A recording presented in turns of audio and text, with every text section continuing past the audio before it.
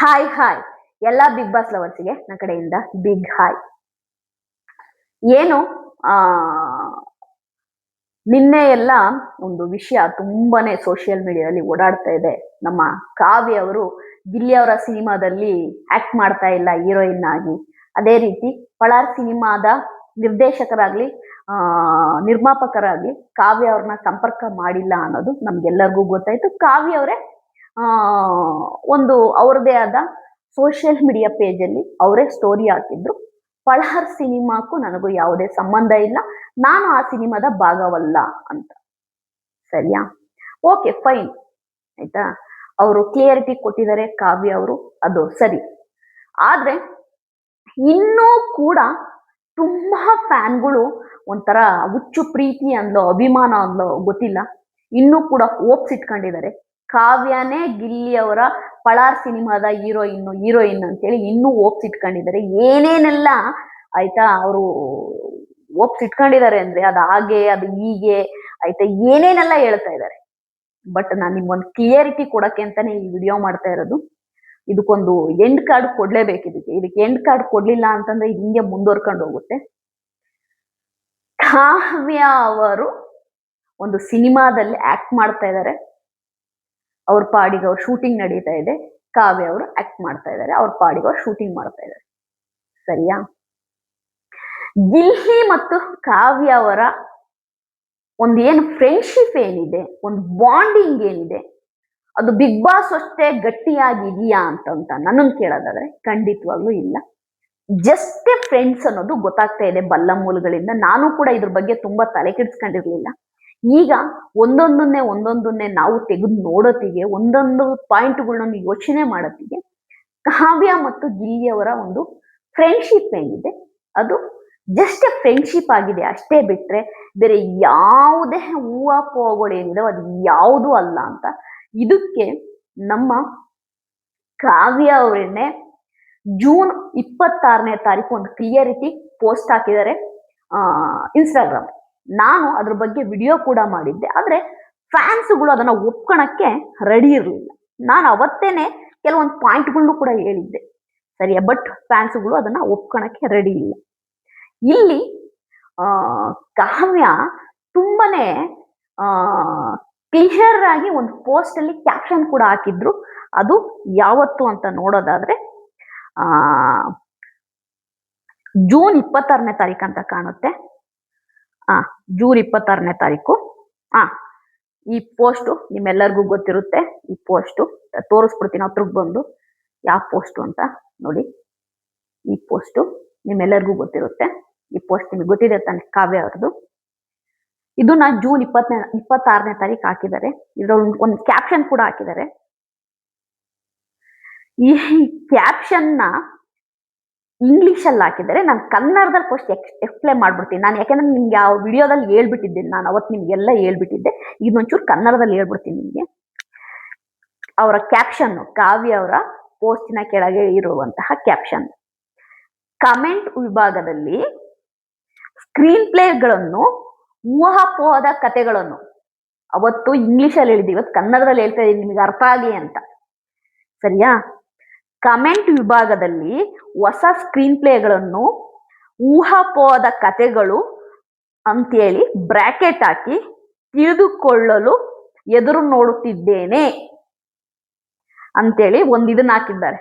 ಆಯ್ತಾ? ಅಂದ್ರೆ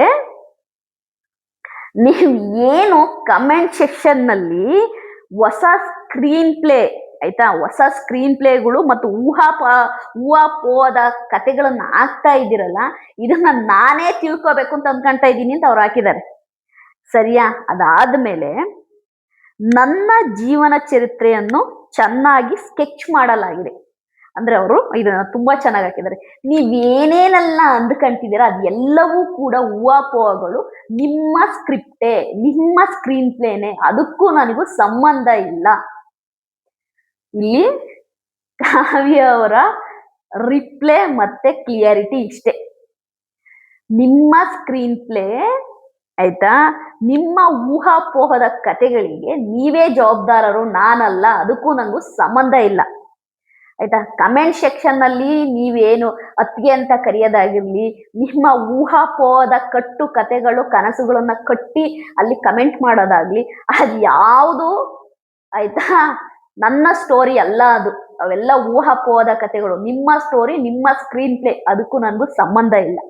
ಬಟ್ ನನ್ನ ಲೈಫು ತುಂಬಾ ಚೆನ್ನಾಗಿ ಸ್ಕೆಚ್ ಆಗಿದೆ. ನನ್ನ ಜೀವನ ಚರಿತ್ರೆ ಆಯ್ತಾ ಚೆನ್ನಾಗಿ ಸ್ಕೆಚ್ ಮಾಡಲಾಗಿದೆ. ನನ್ನ ಲೈಫ್ ಸೂಪರ್ ಆಗಿದೆ. ನಾನು ಸೂಪರ್ ವೇಲ್ ಹೋಗ್ತಾ ಇದ್ದೀನಿ. ನಾನು ನೀವ್ ಏನಾದ್ರೂ ಮಾಡ್ಕೊಳ್ಳಿ ಅನ್ನೋದನ್ನ ಅವರು ಅವತ್ತು ಹಾಕಿದ್ದು ಜೂನ್ 26ನೇ ತಾರೀಕು. ಅದನ್ನ ನಾನು ಅವತ್ತು ಸ್ವಲ್ಪ ಸೀರಿಯಸ್ ಆಗಿ ತಗೊಳ್ಳಿಲ್ಲ. ಬಟ್ ನಾನು ಇವತ್ತು ಅದನ್ನ ಸೀರಿಯಸ್ ಆಗಿ ತಗೊಂಡು ಕೆಲವಷ್ಟು ವಿಷಯಗಳನ್ನ ಸಂಗ್ರಹ ಮಾಡಿದ ಮೇಲೆ ನನಗೆ ಗೊತ್ತಾದಂತ ವಿಷಯ ಏನಂದ್ರೆ, ಕಾವ್ಯ ತುಂಬಾ ಕ್ಲಿಯರ್ ಆಗಿದ್ದಾರೆ. ಗಿಲ್ಲಿಯನ್ನು ಆಯ್ತಾ ಈ ಏನು ನೀವ್ ಹೇಳ್ತಿದ್ರಲ್ಲ, ಮದುವೆ ಪ್ರೀತಿ ಏನು ಇಲ್ಲ, ಏನೇನು ಇಲ್ಲ, ಜಸ್ಟ್ ಎ ಫ್ರೆಂಡ್ಸ್ ಅಷ್ಟೇ. ಅವರಿಬ್ರು ಕೂಡ ಒಂದು ಒಳ್ಳೆ ಸ್ನೇಹಿತರು ಆಯ್ತಾ, ಒಂದು ಒಳ್ಳೆ ಸ್ನೇಹಿತರು. ಅವರಿಬ್ಬರು ಇಂಡಿವಿಜುವಲ್ ಆಗಿ ಸಪೋರ್ಟ್ ಮಾಡಿ. ಗಿಲ್ಲಿ ಸಿನಿಮಾ ಬಂದ್ರೆ ಗಿಲ್ಲಿನ ಸಪೋರ್ಟ್ ಮಾಡಿ, ಕಾವ್ಯ ಸಿನಿಮಾ ಬಂದ್ರೆ ಕಾವ್ಯನೇ ಸಪೋರ್ಟ್ ಮಾಡಿ. ಅಷ್ಟೇ ಬಿಟ್ರೆ ಬೇರೆ ಯಾವುದೇ ಸಂಬಂಧಗಳು ಗಿಲ್ಲಿ ಮತ್ತು ಕಾವ್ಯನ ಮಧ್ಯೆ ಇಲ್ಲ. ಓಕೆ, ಬ್ಯಾಸ್ಲೆಟ್ ವಿಷಯಕ್ಕೆ ಬರ್ತೀನಿ. ಈ ಬ್ಯಾಸ್ಲೆಟ್ ಅನ್ನ ಆಯ್ತಾ ಗಿಲ್ಲಿ ಯಾಕೆ ಕೈಯಲ್ಲಿ ಹಾಕೊಂಡಿದ್ದಾರೆ ಅಂತ ಅನ್ನೋದಾದ್ರೆ, ಗಿಲ್ಲಿಗೆ ಆ ಬ್ಯಾಸ್ಲೆಟ್ ಒಂದು ಲಕ್ ತಂದು ಕೊಟ್ಟಿರ್ಬೋದು, ಒಂದು ಲಕ್ ತಂದು ಕೊಟ್ಟಿರ್ಬೋದು. ಹಾಗಾಗಿ ಗಿಲ್ಲಿಯವರು ಅದನ್ನ ಹಾಕೊಂಡಿರ್ತಾರೆ. ಒಂದು ಲಕ್ ತಂದಿದೆ ಅಂತ ಹಾಕೊಂಡಿರ್ತಾರೆ. ಕಾವ್ಯ ಅವರ ಅಪ್ಪ ಅಮ್ಮ ಕೊಟ್ಟಿರೋದನ್ನ ಅಯ್ಯೋ ಅಯ್ಯೋ ನಾವು ಕೊಟ್ಟಿರೋದನ್ನ ನಾವು ವಾಪಸ್ ಕೊಡಿ ಅಂತ ಕೇಳಕ್ಕಾಗತ್ತಾ? ಅವ್ರು ಒಂದು ಒಳ್ಳೆ ಮನ್ಸಿಂದ ಕೊಟ್ಟಿದ್ದಾರೆ ಆಯ್ತಾ. ಗಿಲ್ಲಿಗೆ ಆ ಬ್ಯಾಸ್ಲೆಟ್ ಒಂದು ಒಳ್ಳೆ ಲಕ್ ತಂದಿರ್ಬೋದು, ಹಾಗಾಗಿ ಹಾಕೊಂಡಿದ್ದಾರೆ. ಗಿಲ್ಲಿ ಮತ್ತು ಕಾವ್ಯ ಮಧ್ಯ ಯಾವುದೇ ಸಂಬಂಧಗಳಿಲ್ಲ, ಜಸ್ಟ್ ಎ ಫ್ರೆಂಡ್. ಅವರಿಬ್ಬರ ಫ್ರೆಂಡ್ಶಿಪ್ ಚೆನ್ನಾಗಿರ್ಲಿ, ಅವರಿಬ್ಬರ ಒಂದು ಬಾಂಡಿಂಗು ಇದೇ ರೀತಿ ಮುಂದುವರಿಲಿ. ಬಟ್ ಇಲ್ಲಿ ಕಾವ್ಯನೇ ಹೇಳಿರುವ ಪ್ರಕಾರ, ನಿಮ್ಮ ಊಹಾಪೋಹಗಳಿಗೆ ಆಯ್ತಾ ನನ್ ತಲೆ ಕೊಡಲ್ಲ ನಾನು, ನೀವು ಹೆಂಗಾರ ಸ್ಕ್ರಿಪ್ಟ್ ಬರ್ಕೊಳ್ಳಿ, ಹೆಂಗಾರ ಸ್ಕ್ರೀನ್ ಪ್ಲೇ ಮಾಡ್ಕೊಳ್ಳಿ, ಅದಕ್ಕೂ ನನಗೂ ಸಂಬಂಧ ಇಲ್ಲ ಅಂತ ಅವರು ಹೇಳಾಗೋಗಿದೆ. ಸರಿಯಾ? ಈಗ ನಾವು ಇದನ್ನ ಸೋಷಿಯಲ್ ಮೀಡಿಯಾದಲ್ಲಿ ಬರುವಂತಹ ಸ್ಕ್ರೀನ್ ಪ್ಲೇಗಳು, AI ಎಡಿಟ್ಗಳು, AI ಫೋಟೋಗಳನ್ನ ನೋಡಿ ಆಯ್ತಾ ನಾವು ಏನೇನೋ ಕಲ್ಪನೆ ಮಾಡ್ಕೊಂಡು ಹೋಪನ್ನ ಬೆಳೆಸ್ಕೊಂಡು ಕೊನೆಗೆ ಹಾರ್ಟ್ ಬ್ರೇಕ್ ಮಾಡ್ಕೊಳಕ್ಕಿಂತ ಈಗಿಂದನೇ ನಮ್ಮನ್ನ ನಾವು ಗಟ್ಟಿ ಮಾಡ್ಕೊಳೋದು ತುಂಬಾ ಒಳ್ಳೇದು. ನಮ್ಮನ್ನ ನಾವು ಗಟ್ಟಿ ಮಾಡ್ಕೊಂಡು ಓಕೆ ಅವರಿಬ್ಬರ ಒಂದು ಸ್ನೇಹ ಚೆನ್ನಾಗಿದ್ಯಾ ಸಾಕು. ಇನ್ನ ನೀವು 108 ಕತೆ ಹೇಳಿದ್ರು ನಾನು ನಂಬಕ್ ರೆಡಿ ಇಲ್ಲ. ನಾನ್ ನಂಬಲ್ಲ ನಿನ್ನ ಸಿನಿಮಾ ಬರುತ್ತೆ, ಇಬ್ರು ಸಿನಿಮಾದ ಬಗ್ಗೆ ಮಾತಾಡೋಣ, ನಮ್ಮ ಕಾವ್ಯನ್ ಸಿನಿಮಾ ಬಗ್ಗೆ ಮಾತಾಡೋಣ, ಗಿಲ್ಲಿ ಸಿನಿಮಾ ಬಗ್ಗೆ ಮಾತಾಡೋಣ, ಅವರ ಮುಂದಿನ ಪ್ರಾಜೆಕ್ಟ್ಗಳ ಬಗ್ಗೆ ಮಾತಾಡೋಣ, ಅವ್ರು ಮಾಡುವ ಶೋಗಳ ಬಗ್ಗೆ ಮಾತಾಡೋಣ. ಬಟ್ ಈ ಲವ್ ಮತ್ತೊಂದು ಮಗದೊಂದು ಇದು ಯಾವುದು ಬೇಡ. ಇಲ್ಲಿ ಒಂದು ಫುಲ್ ಸ್ಟಾಪ್ ಇಟ್ಬಿಡೋಣ. ನಾನೇ ಪ್ರಾಮಿಸ್ ಮಾಡಿ ಹೇಳ್ತಾ ಇದ್ದೀನಿ, ನಿನ್ನ ಕಾವ್ಯ ಮತ್ತು ಗಿಲ್ಲಿಯ ಈ ಲವ್ ಟಾಪಿಕ್ ನಾನು ತೆಗಿಯಲ್ಲ. ಅವರಿಬ್ಬರ ಮಧ್ಯ ಈ ಲವ್ ಬಾಂಡಿಂಗ್ ಟಾಪಿಕ್ ನಾನು ಯಾವುದೇ ಕಾರಣಕ್ಕೂ ಮಾತಾಡಲ್ಲ. ಇವತ್ತಿಗೆ ಇಲ್ಲಿಗೆ ಕ್ಲೋಸ್. ಏನಿದ್ರು ಜಸ್ಟ್ ಫ್ರೆಂಡ್ಶಿಪ್ ಕ್ಯಾಟಗಿರಿಯಲ್ಲಿ, ಅಂದ್ರೆ ಗಿಲ್ಲಿಗೂ ಕಾವ್ಯಗೂ ಒಂದು ಫ್ರೆಂಡ್ಶಿಪ್ ಅಷ್ಟೇ, ಅದಕ್ಕೂ ಮಿಗಿಲಾಗಿದ್ದೇನೂ ಇಲ್ಲ. ಗಿಲ್ಲಿ ಅವರ ಸಿನಿಮಾದ ಶೂಟಿಂಗ್ ಅಲ್ಲಿ ಬ್ಯುಸಿ ಆಗಿದ್ದಾರೆ, ಕಾವ್ಯ ಅವರು ಅವ್ರದೇ ಸಿನಿಮಾದ ಶೂಟಿಂಗ್ ಅಲ್ಲಿ ಬ್ಯುಸಿ ಆಗಿದ್ದಾರೆ. ಸಿನಿಮಾಗಳನ್ನ ಮಾಡ್ತಾ ಇದ್ದಾರೆ. ಅವರ ಸಿನಿಮಾಗಳನ್ನ ನೋಡಿ ಖುಷಿ ಪಡಿ, ಎಂಕರೇಜ್ ಮಾಡಿ, ಪ್ರಮೋಟ್ ಮಾಡಿ, ಎಲ್ಲ ಮಾಡಿ. ಬಟ್ ಅವರಿಬ್ಬರ ಪರ್ಸನಲ್ ಲೈಫನ್ನ ನಾವು ಅಗ್ದು ತೋಡಿ ಆಯ್ತಾ ಅದ್ರೊಳಗಡೆ ಏನಿದೆ ಅಂತ ನೋಡಕ್ ಹೋದ್ರೆ ಆಯ್ತಾ ನಿಜವಾಗ್ಲೂ ತಪ್ಪಾಗುತ್ತೆ. ಬೇರೆ ಮನೆ ಬೆಡ್ರೂಮ್ನ ಇಣಿಕಿ ನೋಡೋದಿದೆಯಲ್ಲ, ಅದು ತುಂಬಾ ತುಂಬಾ ದೊಡ್ಡ ತಪ್ಪು ಅನ್ನೋದು ನನಗೆ ಈಗ ಗೊತ್ತಾಗ್ತಾ ಇದೆ. ಯಾಕೆಂದ್ರೆ ಶಿ ಇಸ್ ವೆರಿ ಕ್ಲಿಯರ್. ಯಾಕೆಂದ್ರೆ ಕಾವ್ಯ ವೆರಿ ಮೆಚೂರ್ಡ್ ಗರ್ಲ್ ಆಯ್ತಾ. ಯಾವ ವಿಷಯಗಳನ್ನು ಕೂಡ ಅವರು ತುಂಬಾನೇ ಲೈಟ್ ಆಗಿ ತಗೊಳಂತ ಮನೋಭಾವ ಕಾವ್ಯಂದು. ಹಾಗಾಗಿ ಫ್ಯಾನ್ಸ್ಗಳು ಇಷ್ಟೊಂದು ಸಪೋರ್ಟ್ ಮಾಡಿದ್ರೆ ಅವ್ರು ಏನೋ ಮಾಡ್ಕೊಳ್ಳಿ ಅಂತ ಸ್ವಲ್ಪ ದಿನ ಸುಮ್ಮನಿದ್ರು. ಈಗ ಅವರಿಗೆ ಇನ್ನ ವಿಧಿನೇ ಇಲ್ಲ ಅವರಿಗೆ. ಅವ್ರೀಗ ಒಂದು ಕ್ಲಾರಿಫೈ ಮಾಡ್ಲೇಬೇಕು, ಒಂದು ಕ್ಲಿಯರಿಟಿ ಕೊಡ್ಲೇಬೇಕು. ಇಲ್ಲ ಅಂತಂದ್ರೆ ಮುಂದೆ ಅವರ ಪ್ರಾಜೆಕ್ಟ್‌ಗಳಿಗೆ ಪ್ರಾಬ್ಲಮ್ ಆಗುತ್ತೆ. ಹಾಗಾಗಿ ಈಗ ಅವರು ಇದು ಎಲ್ಲದ್ರಿಂದ ಹೊರಗಡೆ ಬರ್ತಾ ಇದ್ದಾರೆ. ಏನು ಪಳಾರ್ ಸಿನಿಮಾದಲ್ಲಿ ನಾನು ಭಾಗಿಯಾಗಿಲ್ಲ, ಪಳಾರ್ ಸಿನಿಮಾಗೂ ನನಗೂ ಸಂಬಂಧ ಇಲ್ಲ ಅಂತ ಸ್ಟೋರಿ ಹಾಕಿರುವ ಕಾವ್ಯ ವೆರಿ ಸೂನ್, ವೆರಿ ಸೂನ್ ಬರ್ದಿಟ್ಕೊಳ್ಳಿ ಬೇಕಾದ್ರೆ ಕ್ಯಾಲೆಂಡರಲ್ಲಿ, ವೆರಿ ಸೂನ್ ಗಿಲ್ಲಿ ನನ್ನ ಮಧ್ಯೆ ಯಾವುದೇ ತರದ ಸಂಬಂಧ ಇಲ್ಲ, ಜಸ್ಟ್ ಫ್ರೆಂಡ್ಶಿಪ್ ಅನ್ನೋ ಒಂದು ಸ್ಟೋರಿನೂ ಕೂಡ ವೆರಿ ಸೂನ್ ಆಗ್ತಾರೆ. ನೀವು ಅವಾಗ ಬಂದು ಈ ವಿಡಿಯೋ ಕೆಳಗಡೆ ಕಮೆಂಟ್ ಮಾಡಿ. ನಂಗೆ ಗೊತ್ತು ಈ ವಿಡಿಯೋಗೆ ನೀವೇನೇನೆಲ್ಲ ಕಮೆಂಟ್ ಮಾಡ್ತೀರಾ ಅಂತ ನನಗೆ ಗೊತ್ತು. ಐ ಡೋಂಟ್ ಕೇರ್, ಆಯ್ತಾ? I don't care. Dam sure ಹೇಳ್ತಾ ಇದ್ದೀನಿ, ಡ್ಯಾಮ್ ಶೋರ್ ಹೇಳ್ತಾ ಇದ್ದೀನಿ. ಅಕಸ್ಮಾತ್ ಗಿಲ್ಲಿ ಕಾವ್ಯ ಆಯ್ತಾ ಲವ್ ಅವ್ರ ಮಧ್ಯೆ ಬಿಲ್ಡ್ ಆಗಿ ಅವ್ರೇನಾರ ಮದುವೆನೇ ಆಗ ಅಂತ ಒಂದು ಇದು ಬಂತು ಅಂದ್ರೆ ಖಂಡಿತವಾಗ್ಲೂ ಆಯ್ತಾ ನನ್ನಷ್ಟು ಖುಷಿ ಪಡೋಳು ಇನ್ನೊಬ್ಳಿಲ್ಲ. ಬಟ್ ಅದಾಗಕ್ಕೆ ಚಾನ್ಸೇ ಇಲ್ಲ, ಚಾನ್ಸೇ ಇಲ್ಲ. ಇಲ್ಲಿ ಕೂಡ ಕಾವ್ಯನ ಸೀರಿಯಸ್ ಆಗಿ ಲವ್ ಮಾಡಿಲ್ಲ ಅನ್ನೋ ವಿಷಯ ನನಗೆ ಗೊತ್ತಾಯ್ತು. ನನಗೆ ರೀಸೆಂಟ್ ಆಗಿ ಗೊತ್ತಾಯ್ತು ನನಗೆ. ಅಂದ್ರೆ ಒಂದು ಶೋ ಫಾರ್ಮೇಟ್, ಬಿಗ್ ಬಾಸ್ ಅನ್ನೋದು ಒಂದು ಶೋ ಫಾರ್ಮೇಟ್ ಅಲ್ಲಿ ತಮ್ಮನ್ನ ತಾವು ಆಯ್ತಾ ಒಂದು ಆಂಗಲ್ ಅಲ್ಲಿ ಎಲ್ಲರೂ ಕೂಡ ಬಿಗ್ ಬಾಸ್ ಮನೆಯಲ್ಲಿ ಬಿಂಬಿಸ್ಕೊಂತಾ ಇರ್ತಾರೆ. ಅದೇ ರೀತಿ ಗಿಲ್ಲಿ ಕಾವ್ಯ ಅವರ ಒಂದು ಫ್ರೆಂಡ್ಶಿಪ್, ಒಂದು ಒಳ್ಳೆ ಬಾಂಡಿಂಗು ನಮಗೆ ಕಾಣಿಸ್ತು. ಬಟ್ ಗಿಲ್ಲಿ ಏನೋ ಎಂತ ಹೇಳ್ತಾರಲ್ವಾ, ಹೆಂಗೆ ಹೇಳಿ, ತುಂಬಾ ಕಾವ್ಯನ ಲವ್ ಮಾಡ್ತಾ ಇದ್ದಾರೆ, ಪ್ರೀತಿ ಮಾಡ್ತಿದ್ದಾರೆ, ಬೆಟ್ಟದಷ್ಟು ಪ್ರೀತಿ ಇಟ್ಕೊಂಡಿದ್ದಾರೆ ಕಾವ್ಯನ ಮೇಲೆ. ಎಲ್ಲವೂ ಕೂಡ ನನ್ನ ಪ್ರಕಾರವಾಗಿ ಅವೆಲ್ಲ ಶೋದಲ್ಲಿ ಹೊರಗಡೆ ಬಂದ್ಮೇಲೆ ಅವರೆಲ್ಲರೂ ಕೂಡ ನಾರ್ಮಲ್ ಆಗಿದ್ದಾರೆ, ಜಸ್ಟ್ ಫ್ರೆಂಡ್ಶಿಪ್ ನ ಮೇಂಟೈನ್ ಮಾಡ್ತಿದ್ದಾರೆ ಅನ್ನೋದು ಗೊತ್ತಾಗ್ತಾ ಇದೆ. ಅಷ್ಟ್ ಬಿಟ್ರೆ ಬೇರೆ ಏನೂ ಅಲ್ಲ. ಅಲ್ಲಿ ಬಿಗ್ ಬಾಸ್ ಅಲ್ಲಿ ಕ್ಯಾಮ್ರಾ ಆಂಗಲ್ಗಳನ್ನ ಹೇಗೆಲ್ಲ ರೊಟೇಟ್ ಮಾಡಬೇಕು ಅನ್ನೋದು ಬಿಗ್ ಬಾಸ್ ಕ್ಯಾಮ್ರಾ ಮ್ಯಾನಿಗೆ ಗೊತ್ತು. ಅವನು ಇಲ್ದಿದ್ದ ಪ್ರೀತಿನ ಹುಟ್ಟಾಕ್ತಾನೆ ಆಯ್ತಾ, ಇರೋ ಪ್ರೀತಿನ ತೋರ್ಸೋದೇ ಇಲ್ಲ. ಅದಕ್ಕೊಂದು example Bigg Boss Kannada season 11 ನಲ್ಲಿ ಆಯ್ತಾ ಮೋಕ್ಷಿತಗೂ ಮತ್ತು ತ್ರಿವಿಕ್ರಮ್ ಅವ್ರಿಗೂ ಆಯ್ತಾ ಏನೋ ಒಂದು ಅವರಿಬ್ಬರ ಮಧ್ಯೆ ಏನೋ ಇದೆ ಅನ್ನೋ ರೀತಿ ಆಯ್ತಾ ತೋರಿಸ್ತಾ ಇದ್ರು. ಅಲ್ಲ, ಏನೋ ಇಲ್ಲ ಅವ್ರಿಬ್ರ ಮಧ್ಯೆ, ಬರೀ ಜಗಳನೆ ಆಯ್ತಾ, ಏನೂ ಇಲ್ಲ. ತ್ರಿವಿಕ್ರಮ್ ಮೋಕ್ಷಿತ ಬಗ್ಗೆ ಬರೀ ಜಗಳ ಅವರಿಬ್ರದು. ಮತ್ತೆ ಯಾರೋ ಭವ್ಯ ಗೌಡ ಮತ್ತು ತ್ರಿವಿಕ್ರಮ್ ಅವ್ರ ಮಧ್ಯೆ ಲವ್ ಇರೋ ರೀತಿ ತೋರಿಸ್ತಾ ಇದ್ದ ಕ್ಯಾಮ್ರಾಮ್ಯಾನ್.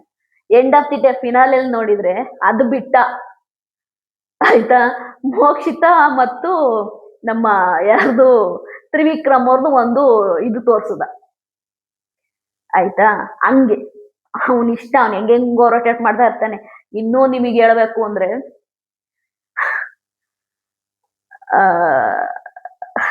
ಬೇಡ ಬಿಡಿ, ಅದು ಬೇಡ. ಅದು ಇನ್ನೊಬ್ರ ಹೆಸರು ತಗೊಳೋದು ಸರಿ ಇರಲ್ಲ. ಅದು ಕಾಲ ಕಳೆದಂತೆ ಎಲ್ಲ ಗೊತ್ತಾಗುತ್ತೆ. ಯಾಕೆಂದ್ರೆ ನಾವು ಆಮೇಲೆ ಅದೆಲ್ಲ ಹೇಳಕ್ ಹೋಗ್ಬಾರ್ದು, ಅದು ಹೇಳಿದ್ರೆ ತಪ್ಪಾಗುತ್ತೆ. It's okay, no problem. ಅದು ನಾನು ಹೇಳೋದು ಇಷ್ಟೇ, ಕಾವ್ಯ ಮತ್ತು ಗಿಲ್ಲಿ ಮಧ್ಯೆ ಏನು ಇಲ್ಲ. ನೀವು ಕಮೆಂಟ್ ಸೆಕ್ಷನ್ ಅಲ್ಲಿ ಎಷ್ಟು ಬೇಕಾದ್ರೂ ಕೂಗಾಡ್ಕೊಳ್ಳಿ, ಏನ್ ಬೇಕಾದ್ರೂ ಮಾಡ್ಕೊಳ್ಳಿ. ಕಾವ್ಯ ಗಿಲ್ಲಿ ಮಧ್ಯೆ ಏನು ಇಲ್ಲ. ಒಂದು ಫ್ರೆಂಡ್ಶಿಪ್ ಇದೆ, ಒಂದು ಜಸ್ಟ್ ಫ್ರೆಂಡ್ಶಿಪ್ ಇದೆ, ಅಷ್ಟು ಬಿಟ್ರೆ ಬೇರೆ ಏನು ಇಲ್ಲ. ಕಾವ್ಯ ಅವರು ಶೂಟಿಂಗ್ ನ ಮಾಡ್ಕೊಳ್ಳಿ, ನಮ್ಮ ಗಿಲ್ಲಿ ಅವ್ರು ಸೂಪರ್ ಆಗಿ ಅವ್ರು ಶೂಟಿಂಗ್ ಮಾಡ್ತಾ ಇದಾರೆ, ಮಾಡ್ಕೊಳ್ಳಿ. ಇಬ್ಬರ ಸಿನಿಮಾಗಳು ಸೂಪರ್ ಹಿಟ್ ಆಗ್ಲಿ. ಇನ್ನ ಮುಂದೆ ಅವರ ಪ್ರಾಜೆಕ್ಟ್ಗಳು ಮಾತಾಡ್ಲಿ, ಅವ್ರು ಮಾಡುವಂತ ಶೋಗಳು ಮಾತಾಡ್ಲಿ, ಅವ್ರಿಗೆ ಒಂದು ಒಳ್ಳೆ ಯಶಸ್ಸು ಸಿಗ್ಲಿ ಅಂತೀನಿ. ನೀವು ಯಾರ್ಯಾರು GK ಫ್ಯಾನ್ಸ್ ಇದ್ದೀರಾ, ಗಿಲ್ಲಿ ಕಾವ್ಯ ಫ್ಯಾನ್ಸ್ ಇದ್ದೀರಾ, ಇಂಡಿವಿಜುವಲ್ ಸಪೋರ್ಟ್ ಮಾಡಿ. ದಯವಿಟ್ಟು ನಾನು ಹೇಳೋ ವಿಷಯ ನಿಮ್ಗೆ ಸ್ವಲ್ಪ ಹರ್ಟ್ ಆಗ್ಬೋದು, ಬಟ್ ದಯವಿಟ್ಟು ವಾಸ್ತವನ ಅರ್ಥ ಮಾಡ್ಕೊಳ್ಳಿ. ಇದು ಫ್ಯಾಕ್ಟ್ ಇದು ನಾನು ಹೇಳ್ತಿರೋದು ಫ್ಯಾಕ್ಟ್, ಸತ್ಯ ಇದು. ನನಗೆ ಓ ಮೈ ಗುಡ್ನೆಸ್ ಅನ್ನಿಸ್ತು. ಇವೆಲ್ಲವೂ ಕೂಡ ಸುಮ್ಮನೆ ಸೋಷಿಯಲ್ ಮೀಡಿಯಾದಲ್ಲಿ ಬಲ ಬಲ ಬಲ ಬಲ ಅಂತ ಬಾಯ್ ಬಡ್ಕೊಳೋರಿಗೆ ನಾವು ಕೆಲವೊಂದು ಸತ್ಯಗಳು ಹೇಳಿದ್ರೆ ಅರ್ಥ ಆಗಲ್ಲ. ನನಗೆ ಈಗ ಅನ್ನಿಸ್ತಾ ಇದೆ, ಕಾವ್ಯ ಗಿಲ್ಲಿ ಅವರು ತುಂಬಾನೇ ಜೆಂಟಲ್ ಆಗಿ, ತುಂಬಾನೇ ಅವರ ಒಂದು ಫ್ರೆಂಡ್ಶಿಪ್ ನ ಒಂದು ಸಟಲ್ಡ್ ಆಗಿ ಇಟ್ಕೊಂಡಿದ್ದಾರೆ. ಬಟ್ ಈ ಫ್ಯಾನ್ಸ್ಗಳು ಅದನ್ನ ಊದಿ ಊದಿ ಊದಿ ದೊಡ್ಡದು ಮಾಡಿ ಏನೇನೋ ಇದೆ ಅನ್ನೋ ರೀತಿ ಮಾಡಿ ಈಗ ಅದಕ್ಕೆ ಕಾವ್ಯ ಅವರು ಕ್ಲಾರಿಟಿ ಕೊಡೋ ರೀತಿಯಾಗಿದೆ. ವೆರಿ ಸೂನ್ ಇದ್ರ ಬಗ್ಗೆನೂ ಕೊಡ್ತಾರೆ. ಏನೋ ನೀವ್ ಹೆಂಗ್ ಅರ್ಥ ಮಾಡ್ಕೊಂತೀರ ಏನೋ ಗೊತ್ತಿಲ್ಲ. ಸೋಕಾಲ್ಡ್ ಹೆಂಗೇಳಿ ಆಯ್ತಾ, ಬಿಗ್ ಬಾಸ್ ಅನ್ನೋದೇನೆ ಒಂದು ಫಾರ್ಮ್ಯಾಟ್ ಶೋ. ಅಲ್ಲಿ ಆಗುವ ಪ್ರೀತಿಗಳು, ಅಲ್ಲಿ ಆಗುವ ಸ್ನೇಹಗಳು, ಅಲ್ಲಿ ಆಗುವ ಸಂಬಂಧಗಳು ಬಿಗ್ ಬಾಸ್ ಮನೆಯಿಂದ ಬಂದ ನಂತರ ಎಲ್ಲವೂ ಕೂಡ ನೀರಿನ ಮೇಲೆ ಗುಳ್ಳೆಯ ತರ. ಅವು ಯಾವಾಗ ಬೇಕಾದರೂ ಪಟ್ ಅಂತ ಒಡೆದು ಹೋಗಬಹುದು. ಯಾಕೆಂದ್ರೆ ನಾನು ಬರೀ ಬಿಗ್ ಬಾಸ್ ಕನ್ನಡ ಸೀಸನ್ 12 ತಲೆಯಲ್ಲಿ ಇಟ್ಕೊಂಡು ಮಾತು ಹೇಳ್ತಾ ಇಲ್ಲ. ಬಿಗ್ ಬಾಸ್ ಕನ್ನಡ ಸೀಸನ್ 1 ಇಂದ ಇಲ್ಲಿ ತನಕ ಯಾರ್ಯಾರ ಜೊತೆಲಿದ್ದಾರೆ ಹೇಳಿ, ಯಾರ್ಯಾರ ಜೊತೆಲಿದ್ದಾರೆ? ಬಿಗ್ ಬಾಸ್ ಅಲ್ಲಿ ಇದ್ದವ್ರು ಯಾರ್ಯಾರ ಫ್ರೆಂಡ್ಶಿಪ್ ನ ಮೇಂಟೈನ್ ಮಾಡಿ? ಯಾರು ಮೇಂಟೈನ್ ಮಾಡ್ತಿಲ್ಲ. ಎಲ್ಲ ಅವ್ರವ್ರ ಪಾಡಿಗೆ ಅವ್ರವ್ರ ಲೈಫ್ ನ ನೋಡ್ಕೊಂಡಿದ್ದಾರೆ. ಎಲ್ಲೋ ಸಿಕ್ಕಿದ್ರ ಹ್ಯಾಂಡ್ ಶೇಕ್ ಕೊಡ್ತಾರೆ, ಹಾಯ್ ಹಲೋ ಅವರ್ ಯು ಅಂತಾರೆ, ಅಷ್ಟೇ, ಮುಗೀತು, ಫಿನಿಶ್. ಅವ್ರವ್ರ ಲೈಫ್ ನೋಡ್ಕೊಂಡು ಅವ್ರು ಹೋಗ್ತಾ ಇದ್ದಾರೆ. ಅಷ್ಟು ಬಿಟ್ರೆ ಬೇರೆ ಏನೂ ಇಲ್ಲ. ಇದೆಲ್ಲವೂ ಕೂಡ ಜಸ್ಟೇ ಒಂದು ಬಿಗ್ ಬಾಸ್ ಶೋನ ಒಂದು ಗುಂಗು. ಅದು ನಮ್ಮ ಮೈಂಡು ಮನ್ಸೊಳಗಡೆ ಹೋಗಿರುತ್ತೆ. ಅದು ನಿಧಾನವಾಗಿ ಇನ್ನೊಂದು ಸೀಸನ್ ಬರುತ್ತೆ, ಅವಾಗ ನಾವೆಲ್ಲವನ್ನು ಮರ್ತೋಗ್ತೀರಾ. ಈ ವಿಡಿಯೋ ಕೆಳಗಡೆ ನನಗೆ ಗೊತ್ತು, ನಿಮಗೇನು ಗೊತ್ತು, ಹಂಗೆ ಹಿಂಗೆ ನೀವು ಮಾಡೋ ಕೆಲಸ ಇಲ್ಲೋ ಅದು ಇದು ಅಂತ ಕಮೆಂಟ್ ಮಾಡ್ತೀರಾ. ಒಳ್ಳೇದಾಗ್ಲಿ, ಮಾಡ್ಲಿ. ಇನ್ನು ಮುಂದೆ ಕಾವ್ಯ ಗಿಲ್ಲಿಯವರ ಈ ಲವ್ ಸ್ಟೋರಿ ಬಗ್ಗೆ ಮಾತಾಡಲ್ಲ. ಅದಕ್ಕೊಂದು ದೊಡ್ಡ ನಮಸ್ಕಾರ. ಬಾಯ್.